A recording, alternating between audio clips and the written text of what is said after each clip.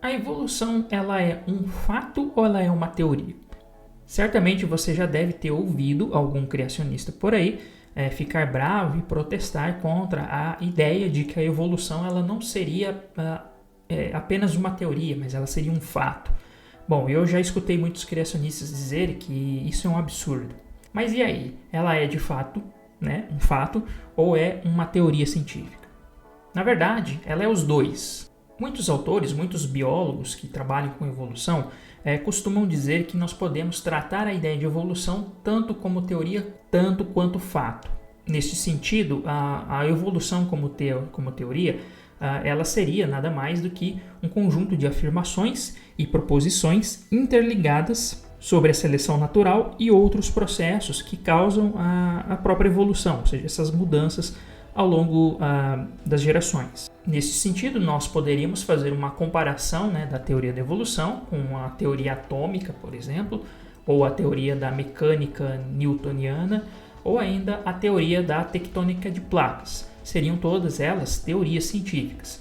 Neste caso, a teoria da evolução, então ela vai tratar de aspectos ou de conjuntos de afirmações que vão tentar explicar, invocar alguns tipos de mecanismos e fenômenos que vão trazer um certo tipo de narrativa que explica, então, as mudanças nos organismos.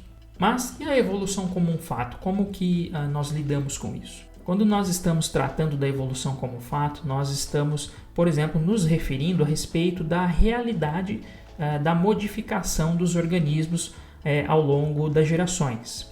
Nesse sentido, a realidade de que os organismos eles descendem de ancestrais comuns no passado, ou toda a vida descende de um ancestral comum no passado, e que esses organismos então seriam frutos dessas transformações, modificações que vão ocorrendo ao longo das gerações, formando populações distintas, até que se formem então espécies diferentes, seria uma realidade histórica que pode ser atestada, assim como, por exemplo, é atestado a veracidade da esfericidade do nosso planeta. E é por isso que muitas vezes a gente costuma dizer aqui que criacionistas, especialmente os da Terra Jovem, que são mais fundamentalistas e que eles negam as evidências de uma evolução ao longo do tempo profundo, o tempo geológico profundo e de modificações acima do nível de família e de uma ancestralidade comum entre todos esses grupos de organismos que temos. É por isso que às vezes nós dizemos ou comparamos esses criacionistas com terraplanistas, porque basicamente é isso que eles fazem, eles negam um fato.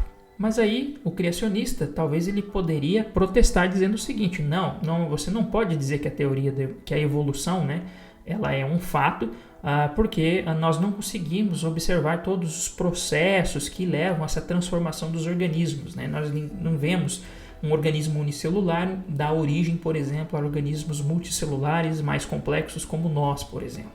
A respeito da observação de processos evolutivos, eu já fiz um vídeo sobre isso, então eu vou deixar aqui indicado para vocês e aí vocês deem uma olhada lá e percebam, e aí vocês vão verificar que, na verdade, é falsa essa afirmativa que a evolução não é observada. Da mesma forma que nenhum de nós conseguimos observar a esfericidade do planeta Terra se nós não fizermos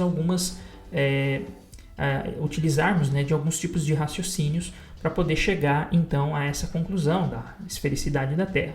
E claro, além do fato de que a gente pode sim ver a Terra redonda como um todo quando a gente olha uma foto, uma imagem produzida por algum tipo de agência espacial. Em suma, resumindo, então podemos tratar a ideia de evolução a partir dessas duas perspectivas. A evolução como uma teoria científica, que inclui então alguns mecanismos de mudança, como por exemplo seleção natural, mutações, deriva genética, coisas afins. Isso tudo faz parte de um corpo teórico, de um arcabouço teórico da teoria da evolução, a teoria sintética da evolução.